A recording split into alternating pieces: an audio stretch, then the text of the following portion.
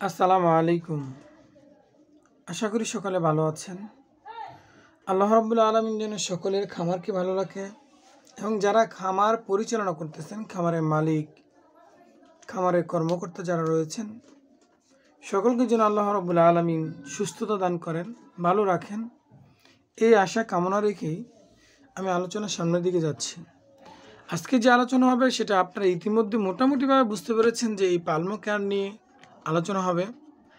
আজকে আমরা এই আলোচনার ভিতরে জানবো এই পালমো কেয়ার কোন কোন রোগের বিরুদ্ধে আমরা দিতে পারবো এবং গবাদি পশুর হাঁস, মুরগি, গরু, ছাগল, ভেড়া ইত্যাদি যত রকমের পশু পাখি রয়েছে বা শখের বশতে যারা কবুতর লালন পালন করে থাকেন অথবা বিড়াল অথবা কুকুর লালন পালন করে থাকেন, তাদের জন্য কিন্তু আজকে এই আলোচনা ডোজেস ফর্মগুলো অবশ্যই থাকবে। সেজন্য আমি বলবো অবশ্যই আজকে আলোচনা শুরুই করব যে যারা শখের বশতে বিড়াল এবং কুকুর লালন পালন করে থাকে তাদের ক্ষেত্রে এটা ডোজটা কী হবে এবং কী কী রোগের বিরুদ্ধে কাজ করবে। তো আমরা প্রথমেই জানবো যে এই পালমো কেয়ার যে ওষুধটি আছে সেটি কিন্তু গরু, ছাগল, হাঁস, মুরগি, কুকুর, বিড়াল, কবুতর ইত্যাদি যত রকমের প্রাণী আছে মানুষ ব্যতীত সকল ধরনের প্রাণীর বিরুদ্ধে এটা আপনি ব্যবহার করতে পারেন। এমনকি যারা নাকি হাতি লালন পালন করেন তাদের জন্য চলবে, এমনকি যারা হাতি ব্যতীত অন্যান্য যত রকমের আপনার গবাদি পশু বা আপনি গৃহপালিত পশু যেটাই আপনি লালন পালন করেন এর জন্য কিন্তু চমৎকার ওষুধ হিসেবে কাজ করে। তবে এটা প্রথমে আমি দেখাচ্ছি এটা একটা অপশনাল কোম্পানির ওষুধ পালমো কেয়ারটা। এই জায়গায় সংক্ষেপের উপর দেওয়া হচ্ছে কী কী রোগের বিরুদ্ধে এটা কাজ করতে পারে। শুধু তাই নয়, এটার প্রাইসটা কিন্তু মোটামুটি অনেক বেশি, 515 টাকা এমআরপিতে রয়েছে। এখন টিপিতে একটু কম থাকবে, আর যারা নাকি আপনার আরও পাইকারি দামে কিনবেন তাদের জন্য আর একটু হয়তো সাশ্রয় হতে পারে। যাই হোক, দাম নিয়ে কোনো আসে যায় না, আসল কথা হলো আপনার যে প্রবলেম হয়েছে ওই প্রবলেমের সলিউশন দরকার, তাই না? কারণ আমি প্রত্যেকটা আলোচনার ভিতরে খুবই গুরুত্বপূর্ণ কিছু টিপস নিয়ে আলোচনা করে থাকি। তবে আলোচনার সামনের দিকে অগ্রসর হচ্ছি। এখন ফার্স্টেই যাব আমরা যে প্রথমে আমি বলি এটা আপনার ঠান্ডা জনিত যত রকম প্রবলেম আছে গবাদি পশুর তার জন্য চমৎকার কাজ করে থাকেন এই পালমো কেয়ার। শুধু তাই নয়, রোগ প্রতিরোধ ক্ষমতার বিরুদ্ধে কাজ করে থাকে পালমো কেয়ার। ভিটামিন এবং মিনারেলের অভাবজনিত যত রকমের রোগ আছে এবং যত রকম পুষ্টি ঘাটতি আছে সেগুলো ফিল আপ করে এই পালমো কেয়ার।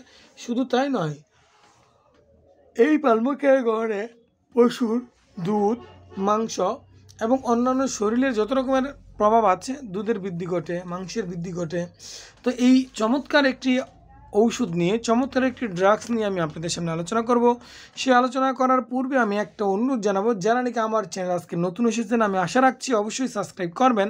কারণ এইরকমের একটি তথ্য আপনার বিন্দু পরিমাণ হলো আপনার খামারের, আপনার শখের পাখির, শখের কবুতর, শখের বিড়াল বা কুকুরের একটু হলো উপকার আসবে। সেজন্য আমি প্রতিনিয়ত এই রকমের ইনফরমেশন আমি আপনাদের সাথে শেয়ার করে চলছি। সেজন্য অবশ্যই সাবস্ক্রাইব করে রাখবেন যেন পরবর্তীতে যখন আরেকটি শেয়ার করব সেটার জন্য আপনার কাছে সবার আগে চলে যায়। আসুন কথা না বাড়িয়ে প্রথমে চলে যাই আমি আগেই বলেছিলাম এই আলোচনাটা এটার বিরুদ্ধে কথা বলতে গেলে আমি দীর্ঘক্ষণ লাগবে, আমি সবগুলো আলোচনা হয়তো করতে পারবো না আজকে। সেজন্য আমি আজকে আলোচনা করব কুকুর অথবা বিড়ালকে কীভাবে প্রথমে দিবেন, তারপর অন্যান্য পাখি নিয়ে আলোচনা করব। দেখুন, কুকুর সাধারণত তিনটি ভাবে বিভক্ত করা হয়েছে। কুকুরকে যখন আমরা এই পালমো কেয়ারটা ব্যবহার করব এটা কিন্তু সরাসরি মুখে খাইয়ে দিতে হবে, এটা কিন্তু ইনজেকশন আকারে কখনোই দেওয়া যাবে না। আর কুকুর যেহেতু যে খাবার খায় এই খাবারের সাথে মিশ্রণ করেও আপনি দিতে পারবেন, কোনো রকম কোনো প্রবলেম নেই। তবে কুকুর যেহেতু ঘ্রাণ শক্তি খুবই প্রখর এবং তীক্ষ্ণ, সেই জন্য দেখা যাচ্ছে আপনি যখন এটাকে দিবেন ওই জায়গায় তখন সে এটা নাও খেতে পারে এটা ঘ্রাণের কারণে। বিড়ালেরও ঘ্রাণ মোটামুটি প্রখর, তবে সবচেয়ে বেশি ঘ্রাণ শক্তি প্রখর হলো কলাবাদুরের, আর দ্বিতীয় হলো কুকুরের। এজন্য দেখবেন আমরা অনেক সময় লক্ষ্য করে দেখি বিভিন্ন মুভিতে বা বিভিন্ন ছবিতে বা বাইরের কান্ট্রিতে তারা কুকুর লালন পালন করে থাকে। আপনার একটা কাপড় যদি কেউ চুরি করে নিয়ে যায়, আপনার কুকুর কিন্তু সেটা ঘ্রাণ শুনতে শুনতে ওই জায়গায় যেতে পারবে এবং পৌঁছে দিতে পারবে যে এই জায়গায় আপনার এটা নিয়ে আসছে, এটা কিন্তু সে একটা আপনাকে এই ইনফরমেশনটা দিতে পারবে। তবে যারা মুসলিম রয়েছেন তারা কুকুর থেকে একটু সাবধানে থাকবেন। হ্যাঁ, কুকুর আপনি লালন পালন করতে পারেন যদি প্রয়োজন হয়, সেই ক্ষেত্রে কিন্তু কুকুর কিন্তু অলওয়েজ দ্য নাপাক থাকে, এটা কিন্তু কখনোই পাক হয় না। যাই হোক, এবার আমি বলবো কুকুরকে 3টি ভাগে বিভক্ত করা হয়েছে: ছোটো কুকুর, মাঝারি আকারের কুকুর এবং বড় কুকুর। যদি ছোট কুকুর হয় সেই ক্ষেত্রে 1 মিলি করে আপনি দৈনিক সকালে 1 মিলি এবং বিকালে 1 মিলি দেওয়া যেতে পারে। আর যদি একেবারে ছোটো সেই ক্ষেত্রে 1 মিলি আপনি একবারই ব্যবহার করবেন। এবার যদি মাঝারি আকারের কুকুর হয়ে থাকে সেই ক্ষেত্রে 2 থেকে 3 মিলি পর্যন্ত ব্যবহার করতে পারবেন। 2 থেকে 3 মিলি, অর্থাৎ আপনি মাঝারি কুকুর তো আপনারা বুঝতে পেরেছেন যে কুকুরের সাইজ কতটুকু হয়। সেই ক্ষেত্রে যদি বয়সটা মোটামুটি ধরেন আপনার কত 3 মাস বা 4 মাস হয়েছে, সেই ক্ষেত্রে মাঝারি আকারের কুকুর। যদি আপনার প্রবলেম ফেস করেন এই ধরনের কী ঠান্ডা, হজমের ত্রুটি, যেগুলো আলোচনা করলাম, এগুলো যদি হয় তাহলে আপনার কিন্তু বা পুষ্টিহীনতা ভুগতেছে, রোগ প্রতিরোধ ক্ষমতা কম বা বিভিন্ন ভাইরাস আক্রমণ করেছে, সেই ক্ষেত্রে কিন্তু আপনার এই পালমো কেয়ারটা ব্যবহার করতে আমরা পারবো। এবার আসুন, যদি বড় কুকুর হয় সেই ক্ষেত্রে কোনো রকমের কোনো দ্বিধাদ্বন্দ্ব নেই, 5 মিলি করে আপনি ব্যবহার করবেন, কোনো কমতি এবং বাড়তি নেই।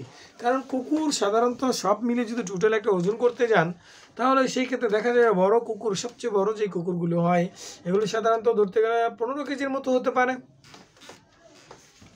সেই ক্ষেত্রে আপনার এই কুকুরকে 3 শ্রেণীতে বিভক্ত করা হয়েছে। এবার বিড়ালকে আমরা কীভাবে ডোজেস ফর্মটা দেবো সেটা খুবই গুরুত্বপূর্ণ বিষয়। বিড়ালকে 2 শ্রেণীতে বিভক্ত করা হয়েছে, কারণ বিড়াল সব মিলিয়ে টোটালি যদি যত বড় প্রাপ্তবয়স্ক হোক না কেন সেটা সব মিলে কয় কেজি হতে পারে, 2 কেজি 3 কেজি এরকম হতে পারে, এর বেশি আর হয় না। যদি ছোট বাচ্চা বিড়াল হয়ে থাকে সেই ক্ষেত্রে আপনি এটা ব্যবহার করতে পারবেন 1 মিলি করে। আর যদি বড় বিড়াল হয়ে থাকে সেক্ষেত্রে 2 মিলি আপনি ব্যবহার করতে পারবেন। এই হলো ডোজেস ফর্ম। তবে রোগ যদি আপনার প্রতিষেধক হিসেবে ব্যবহার করেন তাহলে একবার ব্যবহার করবেন। আর যদি রোগ হয়ে থাকে, ডিজিজে আক্রান্ত হয়ে থাকে, তাহলে সেই ক্ষেত্রে 2 মিলি করে আমরা এটাকে ব্যবহার করব। এবার আসুন, গবাদি পশু এবং হাঁস মুরগি কবুতর যারা লালন পালন করেন তাদের ক্ষেত্রে এই পালমো কেয়ারটা অত্যন্ত একটা গুরুত্বপূর্ণ ঔষধ। সেই ক্ষেত্রে আমরা জেনে নেই যে আমি বিস্তারিত আলোচনা করতে পারবো না, মোটামুটিভাবে একটু বলে দিচ্ছি যে এই পালমো কেয়ার যেই সলিউশনটি রয়েছে এটা রোগ প্রতিরোধ ক্ষমতার বিরুদ্ধে কাজ করে, হজম শক্তি বৃদ্ধির জন্য অত্যন্ত পজিটিভ কাজ করে থাকেন। তারপর আছে উৎপাদনশীল বৃদ্ধি, অর্থাৎ যারা নাকি দুধ উৎপাদন করেন, যারা নাকি মাংস উৎপাদন করেন, যদি কোনো রকমের কোনো পুষ্টির ঘাটতি থেকে থাকে, দুধ শরীরে উৎপাদন হইতে যাইয়া কোনো রকমের কোনো যদি প্রবলেম ফেস করে সেই ক্ষেত্রে এই পালমো কেয়ার সেটা ফিল আপ করে দিবেন। তারপর পুষ্টির যদি কোনো ঘাটতি থেকে থাকে,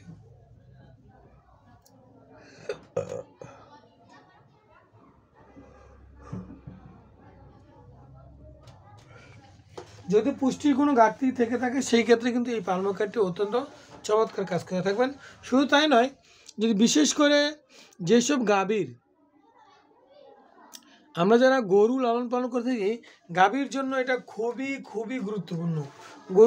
গাভীর যে দুধ বৃদ্ধির জন্য এবং স্বাস্থ্য গঠন ঠিক রাখার জন্য এবং বাচ্চা পশু, কারণ দেখা যায় কি জানেন, একটু কথা শেয়ার করি, আমরা গরুর ক্ষেত্রে কিন্তু কখনো এটা করি না, আমরা মানুষটা কিন্তু এটা চিন্তা করি, কি চিন্তা করি জানেন, যে আপনার স্ত্রী, আপনার ফ্যামিলি মেম্বারের মধ্যে যারা মা বোন রয়েছেন,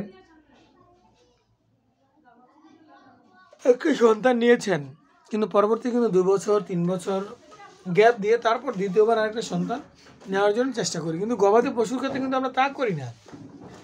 প্রথমে একটা বাচ্চা বা হয়তো মানে বাচ্চা প্রসব হয়েছে, গাভীর একটা বাচ্চা হয়েছে, দেন 3-4 মাস পর যখনই এটা আবার প্রথমবার ফেস করবেন তখনই কিন্তু আবার আমরা বীজ দিয়ে দিই যাতে বাচ্চা পরবর্তীতে আবার বড় হতে থাকে।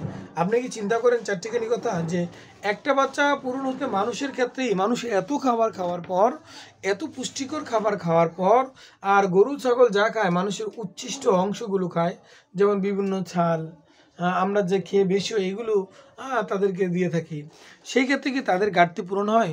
সেজন্য কিন্তু অবশ্যই কিন্তু আমাদের বাড়তি এক্সটার্নাল পুষ্টি এবং ভিটামিন অবশ্যই দিতে হবে। এই জন্য আমরা বলবো যে যারা নাকি গাভী লালন পালন করে থাকেন তাদের ক্ষেত্রে এই পালমো কেয়ার ওষুধটি খুবই মারাত্মক, খুবই মারাত্মক, খুবই দরকার, খুবই দরকার, খুবই দরকার, কোনো রকমের কোনো মিস করলে চলবে না। কেন? তাহলে ওই মার দুধ কমে যাবে। দেখবেন আপনি একটা হলিস্টিন কি জানি আপনি একটা ধরুন কি বলবো হলিস্টিন ফিজিশিয়ান গরু লালন পালন করে থাকেন, বা দেখা যায় একটা সিন্ধি গরু লালন পালন করে থাকেন, বা একটা অস্ট্রেলিয়ান গরু লালন পালন করে থাকেন, কিন্তু দেখা যাচ্ছে একটা সিন্ধি গরু কত কেজি দুধ দেওয়ার কথা 5 থেকে 7 কেজি, কিন্তু আপনি বাজারে নিতে পারেন 2 থেকে 3 কেজি। এই জায়গায় কিন্তু আপনার লস। কিন্তু কেন লস? কারণ ওই যে ঘাটতিগুলো আছে, এই ঘাটতিগুলো ফিল আপ হচ্ছে না। এই গাভীটার আপনার যেই গবাদি পশুটা গাভীটা রয়েছে, এটা ওই পুষ্টিগুলো ফিল আপ হচ্ছে না। এই জন্য কিন্তু এই পালমা কেয়ারটা খুবই চমৎকার। শুধু তাই নয়, লগে আরও একটা ভিডিও তৈরি করেছি এই চ্যানেলে রয়েছে, সেটা হলো প্রোবোস ব্যাট। আপনি কিন্তু ওইটাও খুবই গুরুত্বপূর্ণ এবং খুবই ভালো একটা ড্রাগস। ওটা নাভানা কোম্পানি তৈরি করেছেন।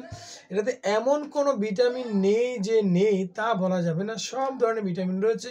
এই জন্য কিন্তু ওই প্রোবোস ব্যাটটা হাতের নাগালে 185 টাকা দাম 100 ml।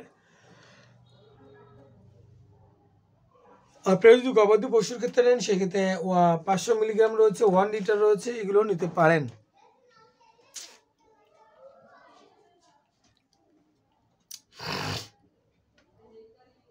সেজন্য আমরা গাভীদের কিন্তু দুধ বৃদ্ধির জন্য এবং যারা নাকি গরুকে মোটা তাজা করেন এবং গরুকে স্বাস্থ্য ডেভেলপের জন্য তারাও কিন্তু এই পালমা কেয়ারটা ব্যবহার করতে পারি। এবার আসুন একটু ডোজেস ফর্ম নিয়ে যদি কথা বলি, যে গরু, ছাগল, ভেড়া, মুরগির ক্ষেত্রে আমরা কীভাবে ব্যবহার করব। আসলে আলোচনা অনেক লেন্দি হয়ে যাচ্ছে, সামনের দিকে গেলে আলোচনা অনেক দীর্ঘায়িত করলে, কিন্তু এত লং টাইম আলোচনা আপনারা শুনতে চান না। এবার ডোজেস ফর্মটা নিয়ে একটু আলোচনা করি। গরু, ছাগল, হাঁস, মুরগি ইত্যাদি নিয়ে প্রথমে আমি হাঁস এবং মুরগি এবং কোয়েল পাখির এই 3টা ডোজ একত্রে বলে দিচ্ছি। আমরা যেহেতু মুরগি এবং হাঁস এবং কোয়েল পাখি যারা খামারে লালন পালন করে থাকি, তারা প্রতি 1 লিটার পানিতে 1 মিলি করে ব্যবহার করবেন, দিনে একবার। সারাদিন ব্যবহার করতে হবে না। আমি আবার বলছি, প্রতিদিন একবার ব্যবহার করতে পারবেন। প্রতিষেধক হিসাবে যদি আপনি এটা খাওয়াতে চান তাহলে 1 লিটার পানিতে 1 মিলি। আর যদি তীব্র কোনো ঠান্ডাজনিত প্রবলেম থেকে থাকেন, যে আপনার ঠান্ডাজনিত কোনো প্রবলেম থেকে থাকে, বা লিভারে কোনো প্রবলেম থেকে থাকে, বা কাশির কোনো প্রবলেম থেকে থাকে, বা শ্বাসকষ্টের কোনো প্রবলেম থেকে থাকে, তাহলে সেই ক্ষেত্রে আপনি প্রতি 1 লিটার পানিতে 2 মিলি করে মাত্র 3 দিন ব্যবহার করতে পারবেন। আর যদি প্রতিষেধক হিসেবে ব্যবহার করেন তাহলে সেই ক্ষেত্রে লং টাইম ব্যবহার করতে পারবেন, কোনো প্রবলেম নেই। আমি আবার বলে দিচ্ছি, কোয়াল পাখিকে যে লিটার পানি দিয়ে থাকেন সেই 1 লিটার পানিতে আপনি 1 মিলি ব্যবহার করতে পারবেন। আর যদি রোগের ক্ষেত্রে হয় সেই ক্ষেত্রে 2 মিলি ব্যবহার করতে পারবেন। এবার আসুন গরু। গরুকে আমরা সাধারণত 2টি ভাগে ভাগ করে নিলাম। একটা গরু বাছুরকে ভাগ করে নিলাম, আর একটা গরু প্রাপ্তবয়স্ক গাভী হোক বা ষাঁড় হোক তাকে ভাগ করে নিলাম। তাহলে আপনাদের এই ডোজেস ফর্মটা সহজ হবে। যদি গরুর বাছুর হয় তাহলে সেই ক্ষেত্রে একটু তারতম্য রয়েছে, আমি বলে দিচ্ছি। 5 মিলি থেকে 8 মিলি পর্যন্ত ব্যবহার করতে পারবেন। আসলে বাছুর তো 1 মাসের বয়সের বাচ্চাকেও বাছুর বলা হয়, আবার 4 মাসের বা 5 মাসের গাভীর বাচ্চাকেও বাছুর বলা হয়। সেই ক্ষেত্রে যদি 5 মাসের হয়ে থাকে তাহলে আপনার 8 মিলি ব্যবহার করতে পারবেন। আর যদি 1 মাসের বা 1.5 মাসের বা 15 দিনের বাচ্চা হয়ে থাকে সেই ক্ষেত্রে আপনি 5 মিলি ব্যবহার করতে পারবেন দিনে একবার। এবার আসুন প্রাপ্তবয়স্ক যদি হয়ে থাকে তাহলে 10 মিলি থেকে শুরু করে 30 মিলি পর্যন্ত আপনি একক মাত্রায় খাওয়াই দিতে পারবেন। আমি আবার বলছি, যদি প্রাপ্তবয়স্ক ষাঁড় গরু হোক বা গাভী হোক সেই ক্ষেত্রে 10 মিলি থেকে শুরু করে 30 মিলি পর্যন্ত খাওয়াতে পারবেন। এখন দেখা যাচ্ছে দেশি জাতের একটা গরু হলে সেই ক্ষেত্রে তার মাংস টোটাল কত হবে, 1.5 মণ 2 মণ হবে। সেক্ষেত্রে প্রাপ্তবয়স্ক রয়েছে, তাকে 10 মিলি খাওয়াতে পারবেন। এখন ধরুন অস্ট্রেলিয়ান একটা গাভী রয়েছে যেটার ওজন আপাতমস্তক ধরুন 6 মণ বা 7 মণ হবে, তাকে কিন্তু আপনার খাওয়াতে হবে 20 মিলি অথবা 25 মিলি খাওয়াতে হবে, অথবা আপনি 15 মিলি খাওয়ালেও চলবে, কিন্তু 20 মিলি পারফেক্ট হবে। এজন্য গরুর যত ওজন বাড়বে সেই ওজন অনুসারে ওয়েট অনুসারে, আর যদি আপনারা এতেও বুঝতে অক্ষম হয়ে থাকেন, তাহলে আপনারা অবশ্যই কিন্তু আমার যে ভিডিও আছে, এই ভিডিওর যে চ্যাট বক্স রয়েছে, ওই চ্যাট বক্সে আপনার গরুর বর্তমান কয় টাকা আপনি বিক্রি করতে পারবেন এইরকমের একটা সলিউশন, এইরকম একটা তথ্য আপনি আমাকে বলে দেন যে ভাই আমার গরুটা আমি বর্তমানে এত টাকাটা কিনেছি, কিন্তু এটাকে আমি সার হোক বা গাভী হোক তাতে আসা যায় না, সেটা উল্লেখ করলেও চলবে, না করলেও চলবে। সেক্ষেত্রে আমি ডোজেস ফর্মটা আপনাকে অ্যাকোরেটভাবে বলে দিতে পারবো। আর এবার আসুন মুরগি, তো আমি বললাম মুরগি, কোয়েল পাখি, কবুতর যারা লালন পালন করেন তাদের ক্ষেত্রে এই একই ডোজ। এবার আসুন ছাগল ভেড়ার ক্ষেত্রে কীভাবে খাওয়াবেন। আসলে ছাগল ভেড়ারা পানি তেমন খেতে চায় না, সেজন্য পানির সাথে মিশ্রিত করে দেওয়া যায় না। ছাগল ভেড়াকে দুইটা ভাগে ভাগ করে নিলাম, একটা ভাগ হলো ছানা, আর একটা ভাগ করে নিলাম হলো বড় ছাগল বা ভেড়া। এবার আসুন ছাগল ভেড়ার ছানা হলে সেই ক্ষেত্রে আপনি 1 মিলি করে ব্যবহার করতে পারবেন দিনে একবার, 3 থেকে 5 দিন পর্যন্ত ব্যবহার করতে পারবেন কোনো অসুখ বা কোনো প্রতিষেধক হিসেবে ব্যবহার করলে। আর যদি সেটা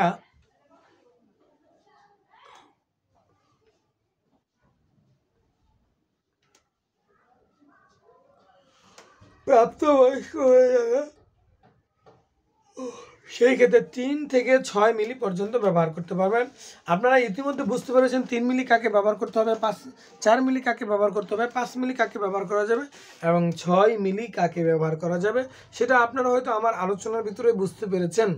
তবে সেই ক্ষেত্রে ইম্পর্টেন্ট বিষয় হলো আপনার গবাদি পশুর বয়স কতটুকু হয়েছে তা নয়, ওজন কীরকমের আছে তার উপর ভিত্তি করে আপনি কিন্তু ওষুধটা খাইয়ে দিতে পারবেন। যাই হোক, এই ছিল আলোচনা। আজকের মতো আলোচনা এমনিতেও অনেক লেন্দি হয়ে গেছে, এর জন্য আমি আন্তরিকভাবে দুঃখিত। আসলে আলোচনা দলে আজকে তো মোটামুটি আলোচনা করতেই পারিনি এই পালমো কেয়ার নিয়ে। সকলে সুস্থতা এবং সকলে মঙ্গল কামনা করে বিদায় নিচ্ছি আজকে এই আলোচনা থেকে। আসসালামু আলাইকুম রহমতুল্লাহ।